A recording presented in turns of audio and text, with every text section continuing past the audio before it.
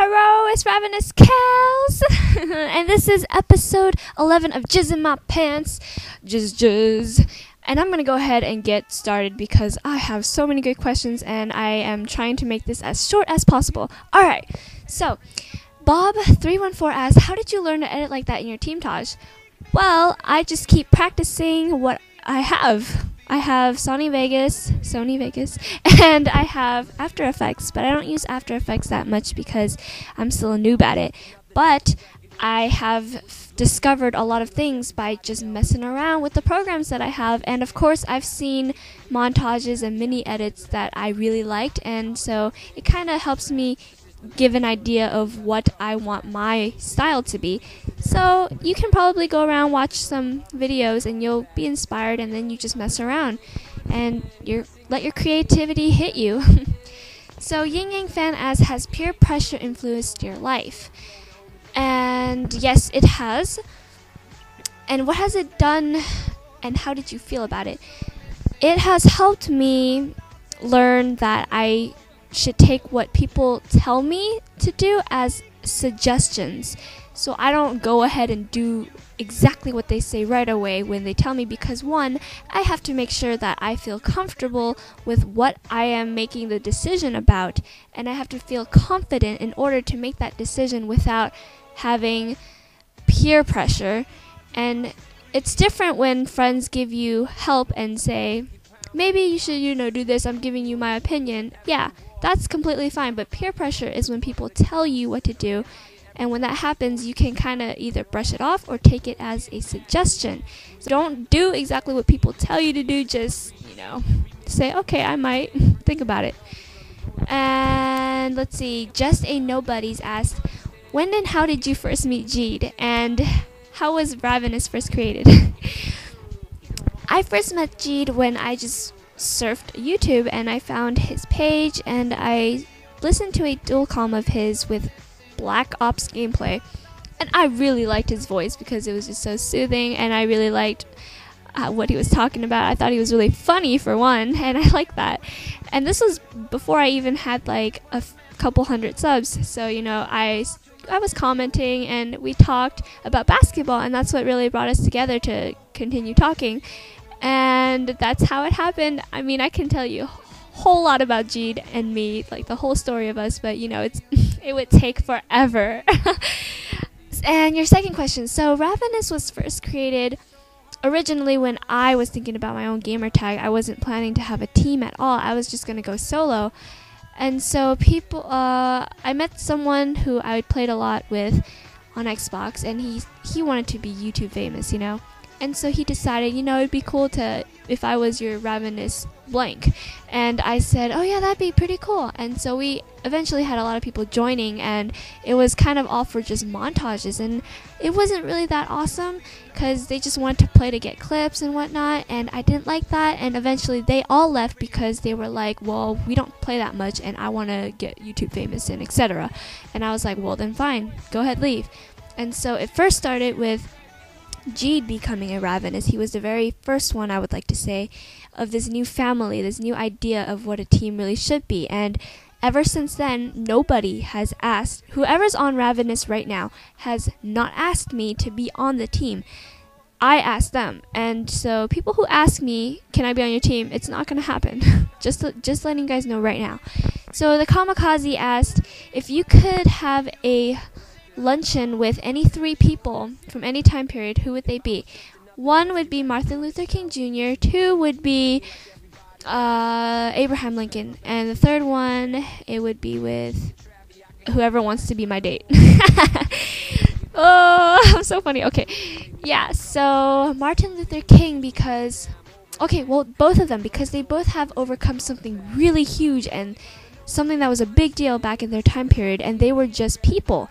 And yeah, they had Abraham Lincoln, yeah, he was a president and he had power, but we all know that there's always someone or a group of people who hate the president or the leader and want to kill them. So it's dangerous. It's not always fun being the president, okay? And so I give him a lot of props for going against what everybody wanted, which was slavery. And he did something about it. And Martin Luther King, he himself was a minority, and he did something about racism, about, he just did a movement. He started a movement that was needed in his time period, and he made it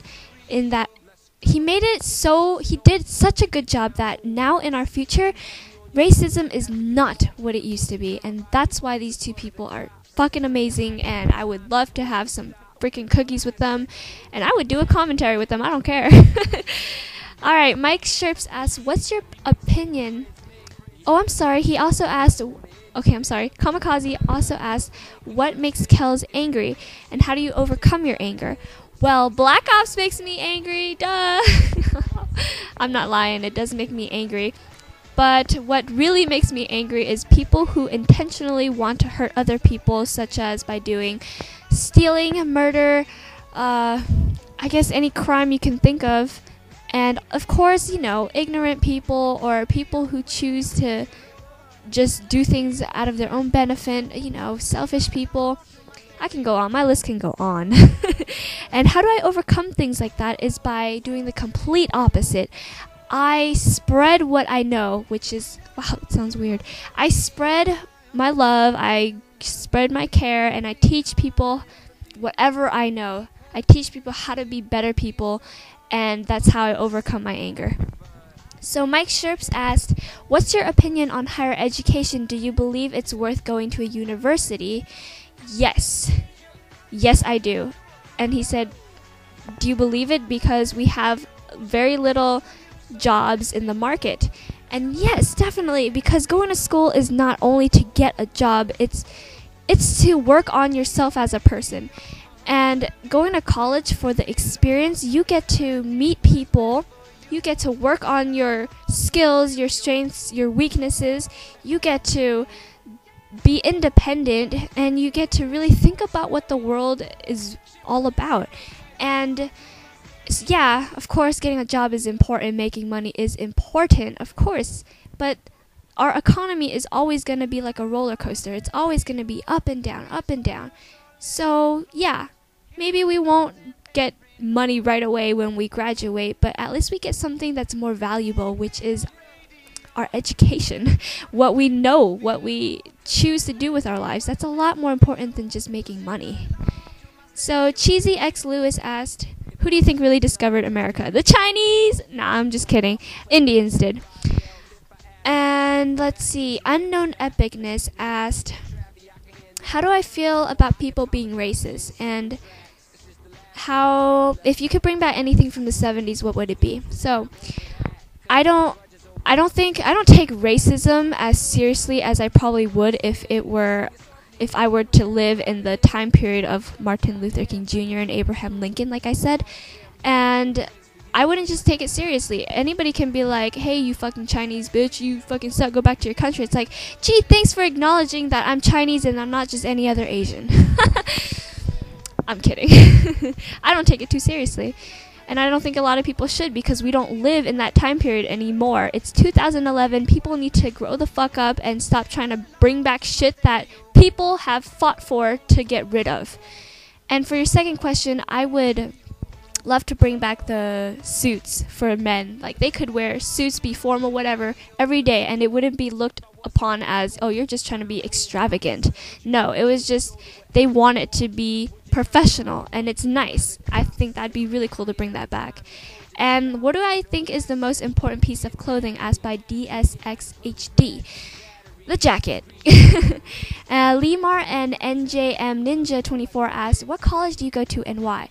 I go to UC Santa Cruz because it's only an hour and 30 minutes away from my home, and it's kind of like a hippie kind of town, and there's full of shops that you won't normally see, and it's a small community, but it's so full of nature, and that's why I go to that school. So Lokit13 asked, if the world does end in 2012, what are your top 3 things on your bucket list? To meet my team and, oh my god, have a ball somewhere. You know, just have so much fun, to meet my whole team. Just have like a little meeting, have a party. It wouldn't be an Xbox Live party. It would be a party. Like, go to Mexico, Cancun, and just strip naked and jump in the water and all hold hands and scream, Team Ravenous! That would be amazing. But top 3 things, so that's one. The rest would be to be the best I can be before I die and try to succeed in not only my life but to help other people with their lives. And that's my list. That's my goals. Thank you for watching, guys. Ask more questions to keep the series going. Peace out, Girl Scouts.